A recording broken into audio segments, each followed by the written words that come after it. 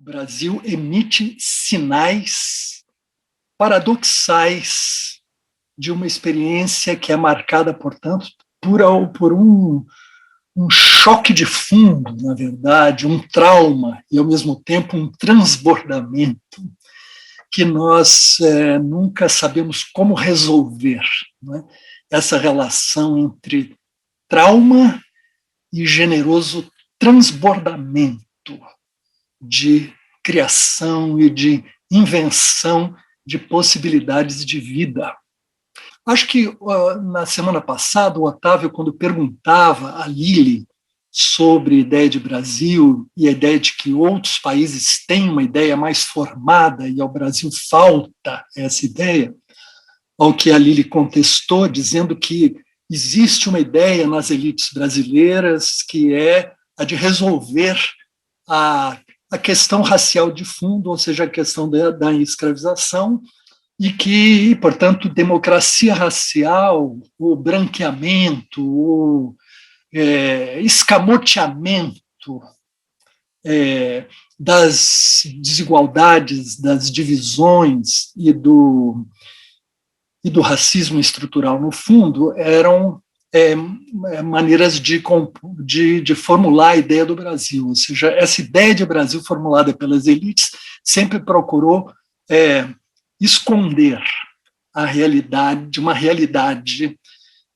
de um país que vem de uma colonização que foi a primeira a escravizar e de um país que foi o último a abolir a escravidão mercantil. Então, a nossa história é profundamente ligada a esta experiência atroz, e Joaquim Nabuco dizia no texto do abolicionismo que passaremos séculos às voltas com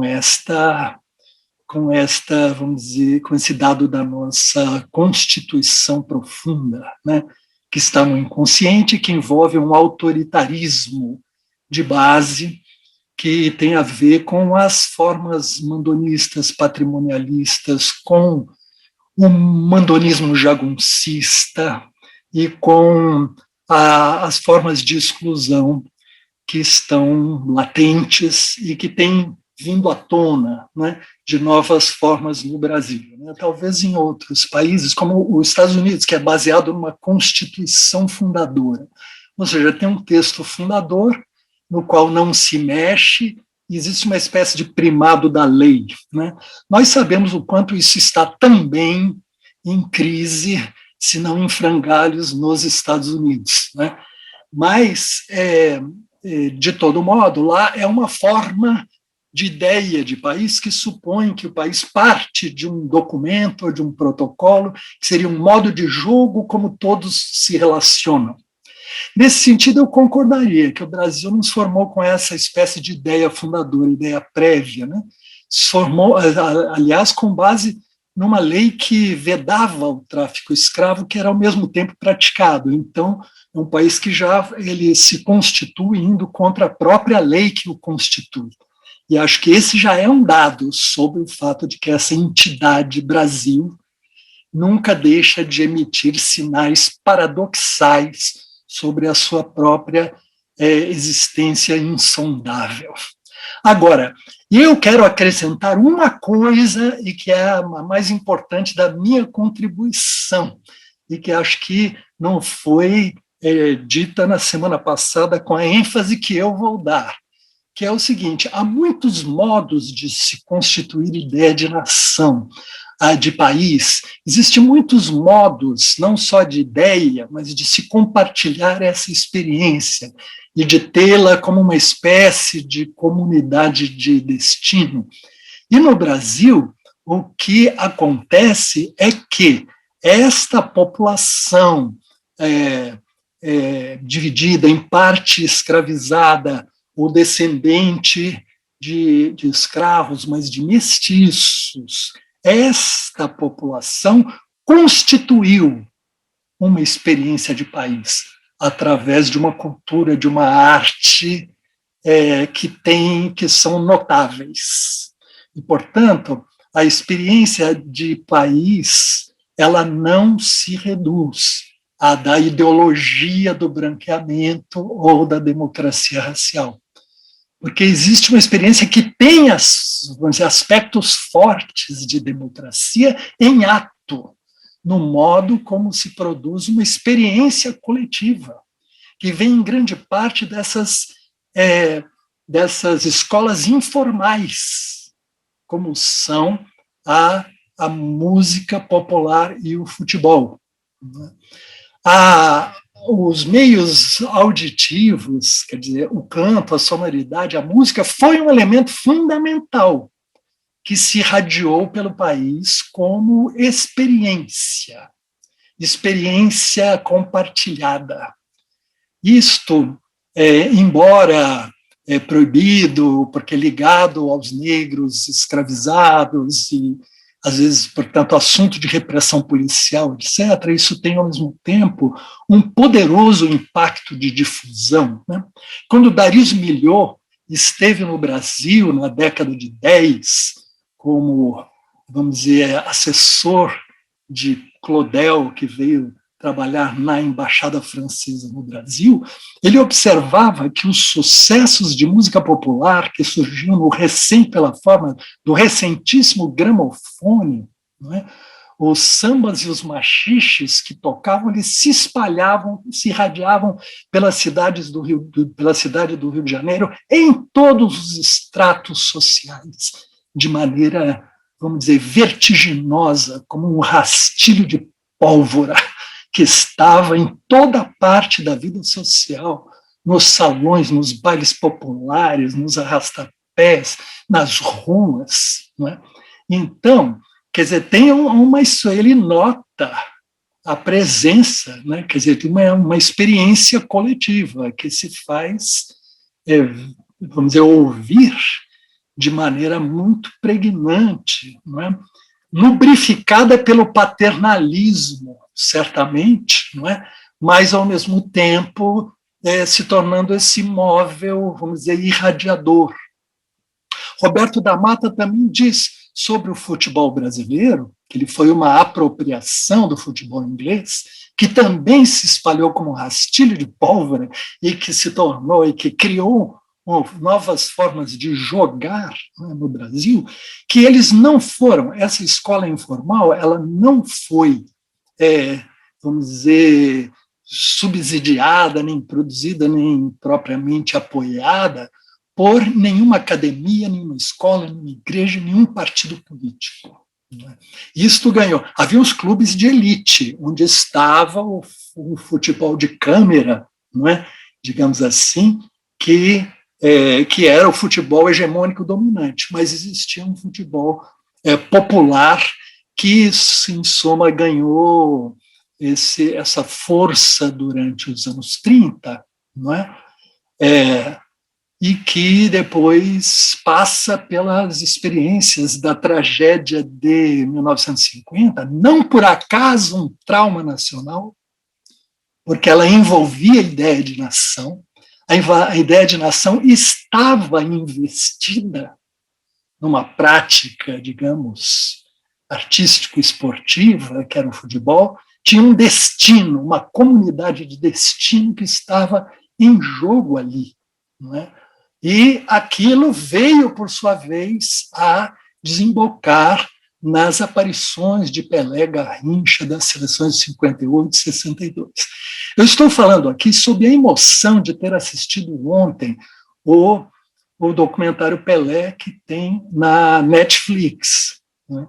Pela primeira vez se faz sobre Pelé vamos dizer, ali um documentário, ao contrário de Pelé Eterno, que não é cafona e é mais problematizador, né? Mas principalmente faz ver que aqueles jogadores àquela altura, eles encarnavam uma cultura lúdica de alta, vamos dizer, realização, e que tem aquele reconhecimento mundial, e tem ali em Pelé uma figura que ganha uma dimensão planetária e mítica, né? Porque Pelé vamos dizer, um herói do século XX, né? Que vem deste gosto de alguma coisa que é a esfera lúdica, o gozo de viver, não é?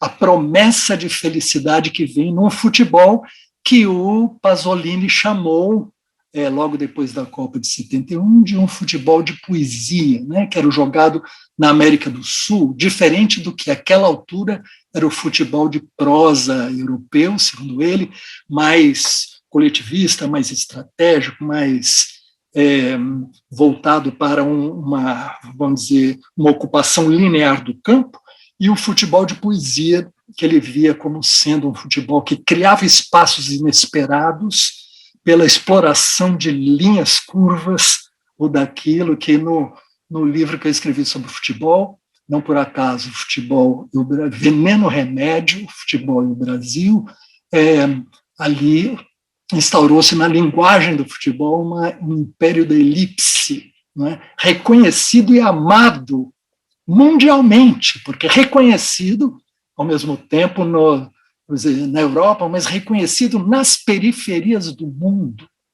né? Na África, no Oriente Médio, de forma cúmplice, como alguma coisa que quebrava a lógica, vamos dizer, econômica da hegemonia cultural no mundo. Por quê? A cultura de massas, ela, vamos dizer, era dominada, e a cultura esportiva, pelos países hegemônicos, pelos países dominantes economicamente. O futebol é exceção nisto. Diz Hobsbawm, numa passagem do breve século XX, a era dos extremos do breve século XX, ele diz que no século XX a cultura de massas no mundo se tornou ou americana ou provinciana, ele diz. Mas ele pergunta, mas quem terá visto, tendo visto a seleção brasileira jogar nos seus momentos áureos, haverá de negar a ela a dimensão de arte? Ou seja, o futebol brasileiro é uma exceção nessa ordem mundial, né? Porque o próprio futebol é também uma exceção na ordem esportiva do mundo, né? Porque se vê cinema de Hollywood, se toma Coca-Cola, se usa calça jeans, se come fast food, mas não se pratica nem futebol americano, nem beisebol, nem o basquete como os esportes mundiais. O futebol teve a característica de criar uma outra, modalidades de apropriação que fizeram dele um esporte mundial com o protagonismo do Brasil neste período. Também é esse período que a música brasileira, e no momento com a bossa nova, ela ganha uma dimensão mundial comparável, né?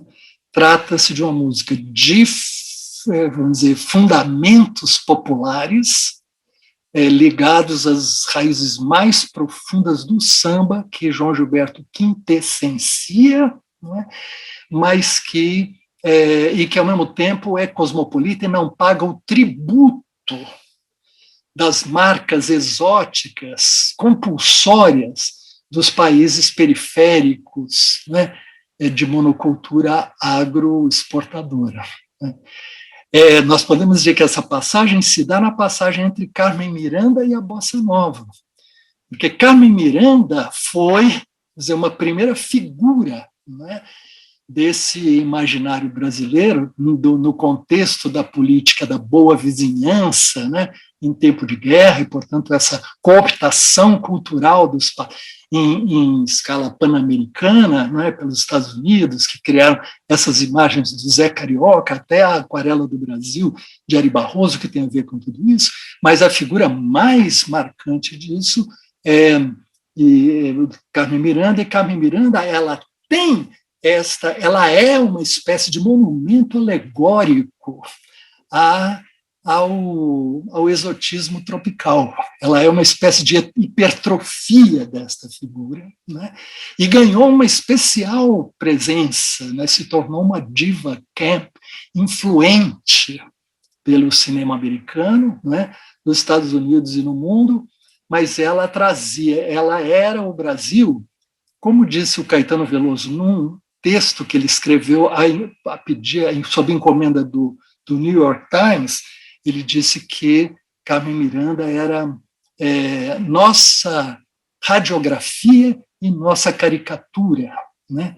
Porque ela expunha a condição, vamos dizer, exótica e periférica obrigatória, embora ela tivesse legibilidade, vamos dizer, internacional.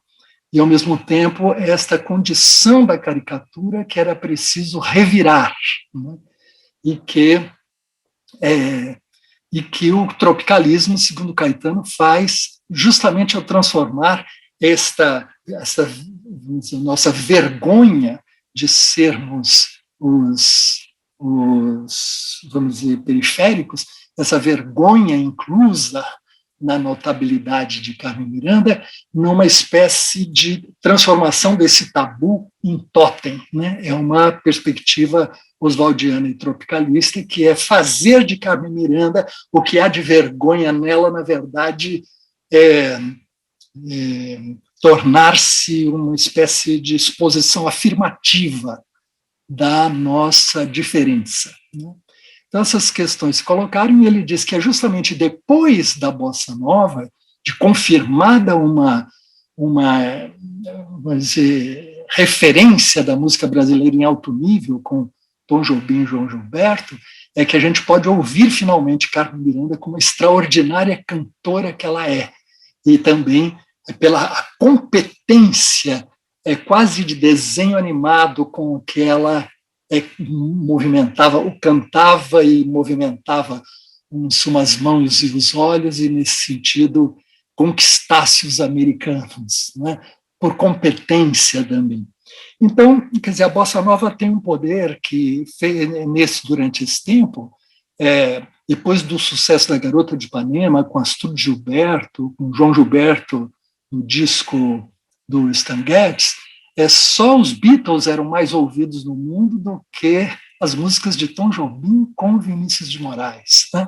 O que é uma coisa espantosa. E Tom Jobim dizia, mas é porque eles são 4, porque Tom Jobim primava por essas frases sardônicas sobre o nosso estatuto, vamos dizer, oscilante, não é?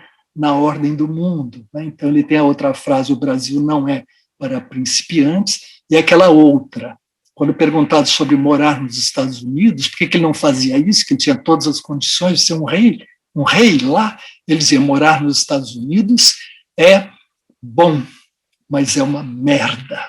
Morar no Brasil é uma merda, mas é bom. Ou seja, acho que tudo isso faz parte, ilustra. Eu estou, em vez de tentar ir aos clássicos da interpretação do Brasil, etc., eu estou pegando exemplos sintomáticos da experiência, não é? Dessa experiência de cultura brasileira como tendo a ver com uma ideia de país, né? A frase de Tom Jobim pode ser vista como inconsequente, etc., mas ela é uma afirmação autoirônica, mas e trágica, de uma escolha pela experiência brasileira. E, então, acho que essas coisas fizeram parte desse momento, assim como a arquitetura brasileira, né, que já nos anos 40, junto com Carmen Miranda, Niemeyer se fez conhecido no mundo, e um estilo brasileiro de arquitetura foi reconhecido àquela altura como um estilo de ponta, não é? Porque o Brasil, a essa altura da Segunda Guerra, dominou a tecnologia do concreto armado, e nos contatos com Le Corbusier, com essa arquitetura internacional, criou uma arquitetura, vamos dizer, afirmativa no mundo, que era, eu diria, o momento em que surge Niemeyer e Carmen Miranda, são uma espécie de ideograma, né? Uma do que seria o atraso, vamos dizer, incluído e como que inextirpável, e a outra de uma dimensão moderna, né? De uma arquitetura sem balangandãs, e que prefigurava a bossa nova, a poesia concreta, a Hélio Oiticica e o futebol brasileiro, que nessa altura oferecem internacionalmente uma ideia de país. Uma ideia, aí insisto, essa ideia, ela medrou, ela veio, não dos programas vamos dizer, de organização ou de uma ideologia cultural. Elas vieram do fato de que existia alguma coisa que nós temos que chamar de povo brasileiro. Não tem outro nome para isso. No sentido que é uma experiência coletiva que se manifesta de múltiplas formas, e essas formas têm uma potência que é ao mesmo tempo singular e que tem essa dimensão, vamos dizer, de reconhecimento a essa altura. O Brasil firmou perante o mundo uma ideia de país que é aquela cultura que detinha uma espécie de invejável tecnologia de ponta do ócio. Tecnologia de ponta do ócio,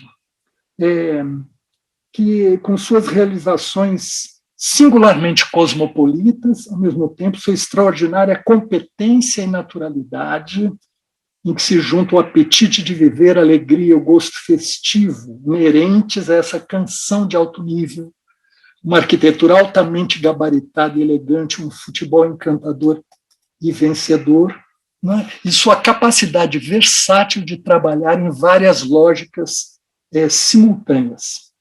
Muito bem, aqui nós vamos nos aproximando do núcleo problemático da questão, né? Que a essa altura, a longa história do escravismo, profundamente entranhada na sociedade, parecia incluída e já sublimada, embora não desligada dos elos lubrificantes do paternalismo, na sua face mais amena, nem da truculência estúpida e assassina da desigualdade e da exclusão, que a essa altura, por sua vez, se manifestariam na ditadura civil-militar. Ela que veio, de certo modo, se contrapor a esta potência de um país que tinha tudo isso e, ao mesmo tempo, tinha, naquele momento, em plena atividade, Guimarães Rosa, Clarice Lispector, Carlos Drummond de Andrade, Murilo Mendes, Nelson Rodrigues, a poesia concreta, ou seja, uma literatura de dimensão mundial, embora em grande parte guardada no segredo da língua, não é? Tudo isso, ao mesmo tempo, com esta cultura de massas de reconhecimento internacional. Não é? Aqui é que, vamos dizer, agora, para sermos rápidos, o que eu diria é o seguinte: estaria muito bom, então, se isto fosse o país que a cultura prometia, se a sociedade realizasse as promessas contidas nessa, vamos dizer, dimensão cultural, na qual desaguava o arco do modernismo brasileiro, porque o modernismo brasileiro foi um período dos anos 20 aos anos 60, em que se pensou o Brasil como sendo nascendo desse diálogo entre a cultura letrada e a não letrada, o erudito e o popular, quer dizer, o escrito e o oral, a música e a literatura. Tudo isso está em Mário de Andrade, em Graciliano, em Guimarães Rosa, está no cinema novo, está na música popular e vai até a Tropicália. Né? Podemos dizer que esse ciclo ele deságua e se interrompe com a ditadura. Olhando o filme do Pelé ontem, agora eu estou dizendo porque eu falei que eu ia falar sem pensar. Eu acho que a ditadura veio para impedir isto mesmo, veio impedir que uma potência de uma ideia de país que se realizava, não é? Quer dizer, que mostrava a sua, quer dizer, que se atualizava, ela veio impedir que isto acontecesse.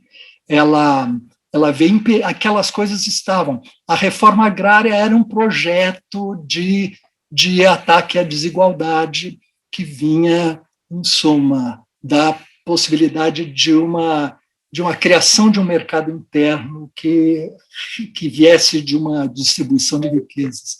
O método Paulo Freire era um método de alfabetização, quer dizer, de transmissão do letramento que não apagasse os saberes populares. Ou seja, essas questões foram formuladas como grandes questões. Não estou dizendo que eram panaceias, nem estou dizendo que se realizariam tranquilamente, mas elas apontavam para essas potencialidades que estavam ligadas à força dessa expressão cultural múltipla. Né? E, nesse sentido, e olhado de hoje, nós podemos dizer que tem alguma coisa, como a gente vê hoje o retorno deste fundo autoritário excludente, né? Eu acho que hoje a gente, olhando esse período em perspectiva, né, a gente vê que, na verdade, a história escravista continua em vigor, né, e que aquele autoritarismo excludente, ele ganhou hoje uma nova face e ele volta como um retorno do reprimido. Ou seja, existe um retorno do reprimido no Brasil atual, que é um retorno dessas formas, do mandonismo jaguncista, do patrimonialismo, da exclusão, que agora tomaram um novo feitio na medida em que elas foram, elas usaram, elas souberam usar os novos meios, as redes sociais, souberam os algoritmos, todas as questões que têm sido discutidas aqui na República do Amanhã, e que criaram essa figura conspiratória de um inimigo que está em toda parte. Esse inimigo seria o PT ou o comunismo, e esse inimigo ele nomeia tudo. E isto ganhou essa dimensão por um acho, né, pelo que temos visto, por um certo modo de uso das redes sociais e por uma formulação ideológico-filosófica deste Olavo de Carvalho, que o Eugênio citou sem citar, não é? e que criou o discurso para o qual uma direita intolerante, retrógrada, excludente, fundada nessas bases do escravismo brasileiro, pudesse ter um discurso afirmativo e desavergonhado. Ou seja, o Olavo de Carvalho criou o sujeito retrógrado brasileiro, o discurso desse sujeito que já existia, deu a ele uma dimensão de outra escala, uma escala de massas. Né? Então, a pergunta que se fazia aqui na semana passada era como que é sedutor esse discurso, como ele pode ter essa amplitude? Ou seja, acho eu que encontrou-se o canal pelo qual isto que estava latente, adormecido, recalcado, envergonhado, e nesse sentido impetuoso quando liberado, né, isso encontrou o momento, mas a forma também para afirmar este Brasil de fundo, né? Ao mesmo tempo que nós temos um outro retorno do reprimido na cultura brasileira contemporânea, que é o retorno das margens excluídas. Este é de outra natureza, e se opõe aqui. No fundo, quer dizer, são os descendentes dos escravizados, que ganharam um protagonismo, não é? chamo a atenção para que, no mesmo ano de 1997, o livro de Paulo Lins, Cidade de Deus, que ganhou depois expressão internacional com o filme, e o disco, o extraordinário disco dos Racionais MCs, que é o Sobrevivendo no Inferno. Essas duas obras são do mesmo ano e elas marcam alguma coisa que é esse retorno, né? O retorno do reprimido, e, portanto, o retorno do confronto entre escravismo e escravizados, né? Que vem à tona e através, eu digo, de toda uma articulação que aparece nas periferias, não é, das margens do Brasil, de maneira individual ou coletiva, e ao mesmo tempo nos movimentos identitários. O que os dois elementos, eles vêm, essas duas forças desiguais, embora complementares, num sentido do fundo histórico do que elas representam, essas duas forças, elas abalam a ideia de um consenso nacional, de uma experiência compartilhada, ou seja, da ideia de um país que seja capaz de intercambiar essas experiências, porque, quer dizer, por um lado há um tenebroso autoritarismo, não sei, teria que ter um nome mais forte para isso. Ele vem, ele se expressa, ele ganha voz, e, como eu disse, orgulhosa de si mesma, né, por um lado, e por outro, aqueles que afirmam, quer dizer, que rejeitam o mito como é que se diz, da mestiçagem como um mito de aliança brasileira, de um salto, como o Brasil desse um salto por cima da história do escravismo, né? Lorenzo Mami diz, falando de Tom Jobim, que quem olhasse nos anos 60 um gol de Pelé, uma melodia de Tom Jobim, uma curva de Niemeyer, diria que aquele país foi capaz de entrar no mundo moderno saltando numa espécie de drible histórico sobre a Revolução Industrial, os horrores da Revolução Industrial, né? E como se tivesse saltado por cima disto. Ao mesmo tempo, como se tivesse saltado aí sobre o horror da escravidão. Eu acho que hoje no Brasil nós somos cobrados por isso. O horror da escravidão cobra seu preço por esses dois retornos do reprimido. Isto nos leva ao perigo. Agora vou, vamos dizer, concluir. Leva ao perigo de nós reescrevermos a história do país, ou do ponto de vista do ultraconservadorismo dessa ultradireita, né, ou reescrevermos a história do Brasil sem esta, vamos dizer, contribuição múltipla e híbrida das múltiplas artes, o que é um outro perigo. Então, como se o Brasil, que sempre foi visto como, quer dizer, ideologicamente, como se fosse o país da democracia racial, portanto, que é o ponto de vista dos escravizadores escondendo o escravismo, como se a gente tivesse que ver o país agora do ponto de vista dos escravizados, né? E que ele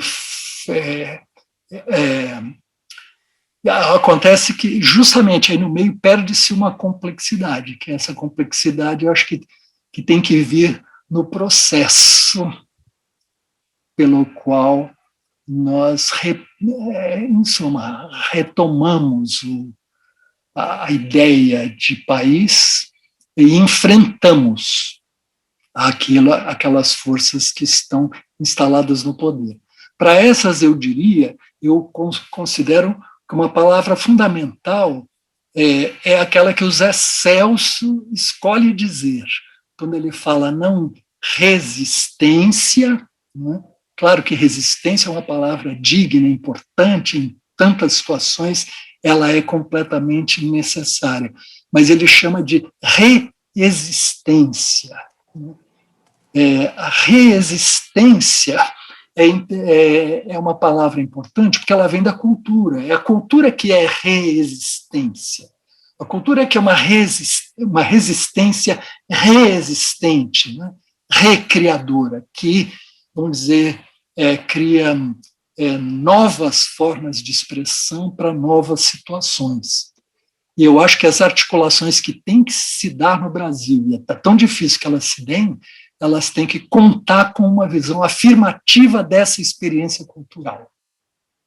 A experiência cultural deste país, que foi capaz de produzir Machado de Assis, que foi capaz de produzir Guimarães Rosa e Clarice Lispector, né? Mas que é capaz ao mesmo tempo de produzir os Racionais MCs, né? Que é capaz de produzir uma cultura popular múltipla e, em suma. Falando das inversões, Miguel, eu vou trazer uns flagrantes para provocar você. O Brasil é um país em que o mapa surge antes da Terra, né? O Tratado de Tordesilhas, essa linha vertical, esse corte que define o mapa do Brasil, antes da descoberta oficial do Brasil. Depois, é um país que conhece, vive e mergulha na contra-reforma antes de conhecer a reforma. É um país que conhece a censura antes de conhecer a imprensa, incorpora a censura antes de ter a imprensa. Em muitos sentidos, um país em que o Estado se coloca antes da sociedade civil. E ainda nessas inversões, uma particularidade, o Correio Brasiliense, o primeiro jornal brasileiro, que era impresso em Londres por um sujeito que fugiu da prisão em Portugal, era proibido no Brasil e, ao mesmo tempo, recebia ajudas de Dom João. Todas essas inversões, que me sugerem mais do que o país das ideias fora de lugar, é um lugar fora das ideias. Escrevi um texto chamado Machado Machixe, que é sobre Machado de Assis e a música popular, e sobre um conto, O Homem Célebre, que é um conto extraordinário sobre o erudito e popular, sobre o compositor que quer compor sonatas como Beethoven e compõe polcas de sucesso, né? O que já é uma dessas inversões e tudo mais e tal.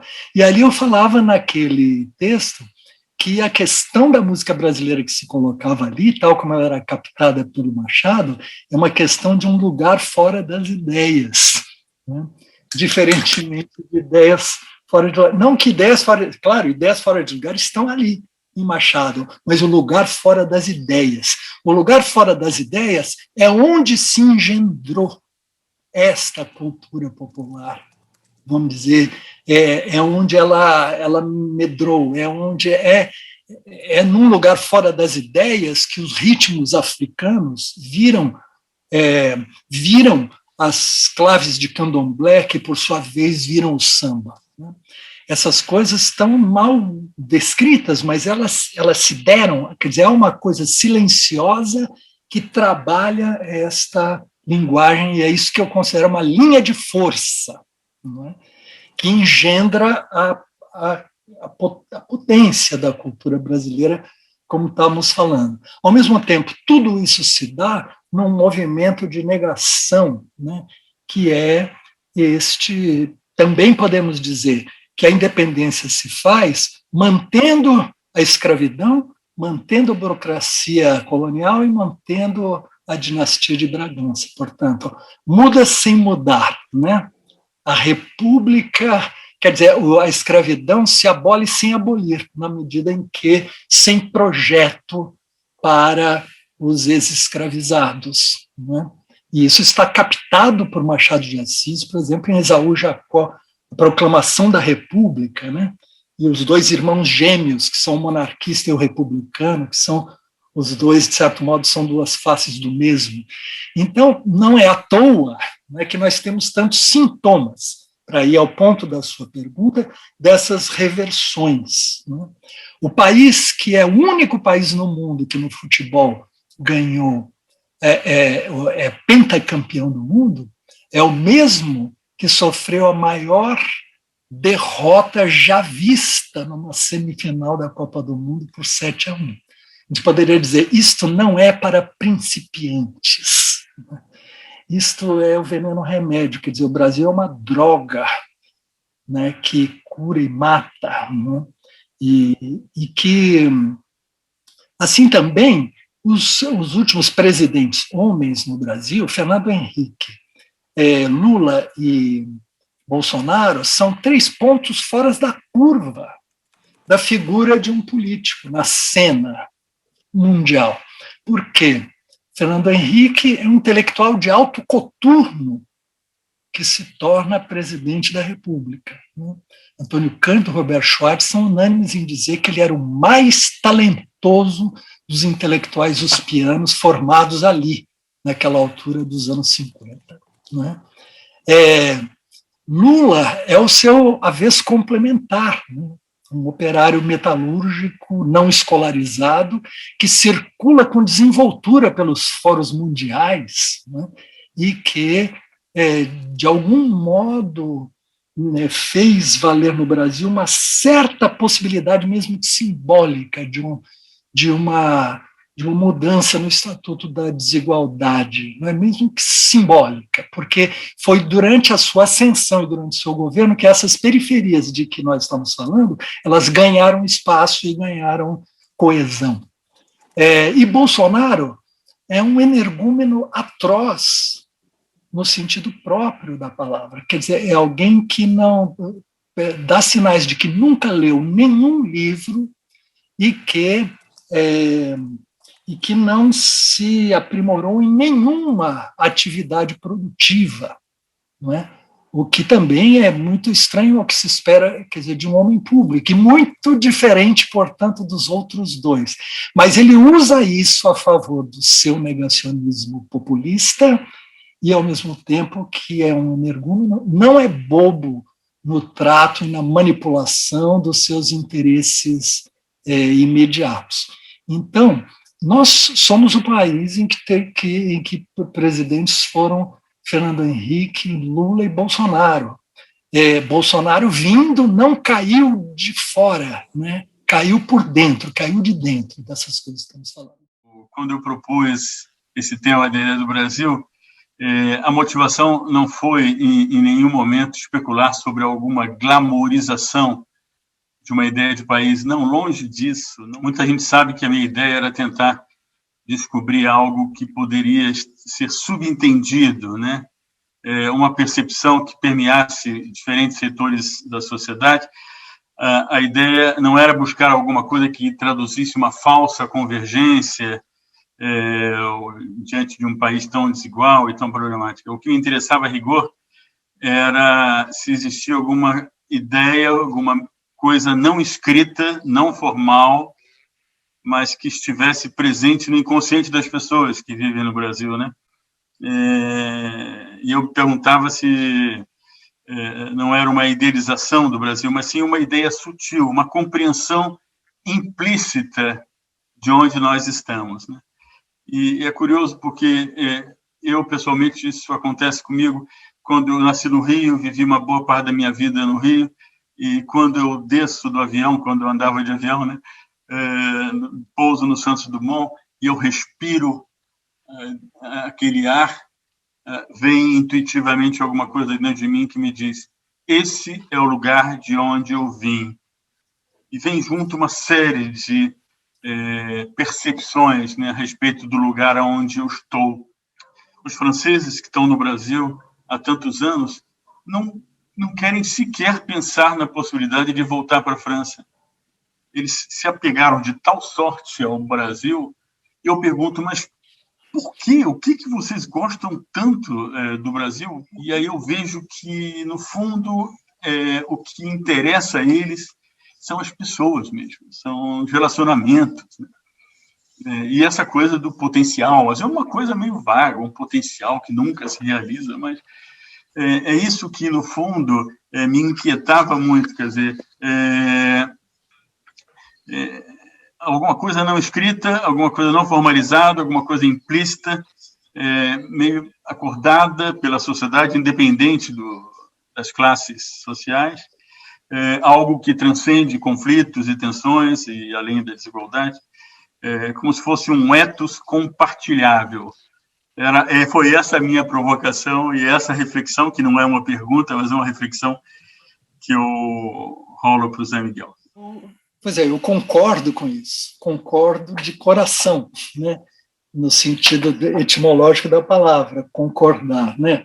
Quer dizer, o ethos tem uma coisa que é da ordem dessas experiências que ficam. Eu também, agora vou te dizer, quando eu descia no Santos Dumont, e antes de existir esses fingers envidraçados, que agora não deixam a gente sentir aquela maresia que vinha, essa maresia me dava uma sensação de pertencimento àquele lugar, que nem é a minha cidade, ou que seja, faz parte da memória afetiva, né? Da memória involuntária, né? Como diz Proust, ou seja, alguma coisa que está em dimensões não conscientes e que está ligada ao vivido, ao herdado e tudo mais. Então, claro que quando eu desço ali, é com a minha classe, com a minha raça, essas também descem a escada junto comigo, né? A minha história, e há outros que dirão, eu não tenho, nem posso descer do avião, esse avião não me é dado, né? Esse mar, esse flúvio, em suma. E, de certo modo, hoje nós vivemos no Brasil uma questão dessa, qual é o Rancière, né, diz partilha da sensibilidade, né? Como dizer, se tem lugar para esse partilhar da sensibilidade, está ligado a uma certa estética e uma estética, uma poética do país, né?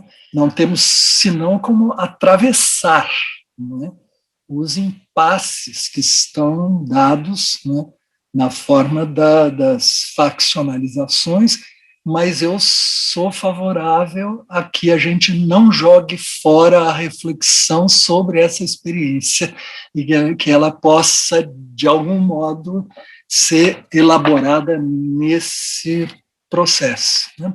O Lorenzo Mami, quando escreve sobre a Bossa Nova, ele diz que a Bossa Nova ela exala uma espécie de promessa de felicidade e que o jazz é vontade de potência, porque é o modo de tocar, os grupos, tem um mundo industrial e ligado também à ideia de o valor dado nos Estados Unidos, a competência profissional, né? Na música americana, no mundo americano, você ressalta especialmente o fato daquele ser um profissional e não um amador, né? E aquilo tudo vir no desempenho maravilhoso e tal, essa vontade de potência, né? Enquanto que na música brasileira, a bossa nova estilizava-se, segundo Lorenzo Mami, uma espécie de amadorismo poético como desejo, né? Ou seja, tem a ver com a cordialidade de Sérgio Buarquiana e toda a sua ambivalência, né? Tom Jobim é Tomzinho, né? O poeta Vinícius é o poetinha, João é Joãozinho, e esses diminutivos, mesmo num show público, e com a maior competência profissional deste mundo, fazia-se, quer dizer, mostrava-se como um desejo de proximidade, como se estivesse em casa, que no espaço público você estivesse em casa, né? E isso é uma espécie de promessa de felicidade, diz o Lourenço. Então, essa palavra promessa, no entanto, ela fica, como você aludiu aí na sua fala, né, Otávio, ela fica pendulando, que promessa é um desejo, é uma possibilidade, mas ao mesmo tempo algo que pode nunca se realizar, né, e que fica como que suspensa. Então, tudo no Brasil, todas essas potencialidades, ao mesmo tempo, se afirmaram e ficaram suspensas, né? A depender de um destino histórico, quer dizer, de uma, vamos dizer, e de um processo que é o que encruzilhada que nós estamos vivendo agora, né? Por isso essa questão é tão importante, mas ela não tem vindo à tona, é uma questão que tem sido, de certo modo, soterrada, tanto pelo autoritarismo galopante de um lado, quanto pelas demandas identitárias de outro, que são importantíssimas e balançam esse edifício da conciliação da cultura, né? Mas, ao mesmo tempo, exigem da gente que pense aí com uma nova complexidade. Eu submeto à sua consideração a adição de um outro componente, outro ingrediente, nesse retorno do reprimido, que se relaciona com a questão do patriarcalismo. Nós falamos, você falou bastante sobre o racismo estrutural, essas desigualdades que aludem às classes, essas estruturas quase que nos impõem a marca de um destino atavicamente, atravessando as mudanças, entretanto, etc. E eu acrescento esse outro ingrediente porque, de alguma maneira, as ambivalências e os paradoxos, esse convívio com o diverso, com o múltiplo, tão presente na vitalidade da cultura popular, traz também a problemática da supressão de limites, de fronteiras, não é? Neutralização de classificações distintivas muito rígidas, e isso alude também à problemática das classificações ou das taxonomias de gênero. E eu tenho dito, escrito há bastante tempo a respeito do significado dessa, antes mesmo da eleição do Bolsonaro, da criação desse espaço para que ele se tornasse possível como personagem público capaz de seduzir.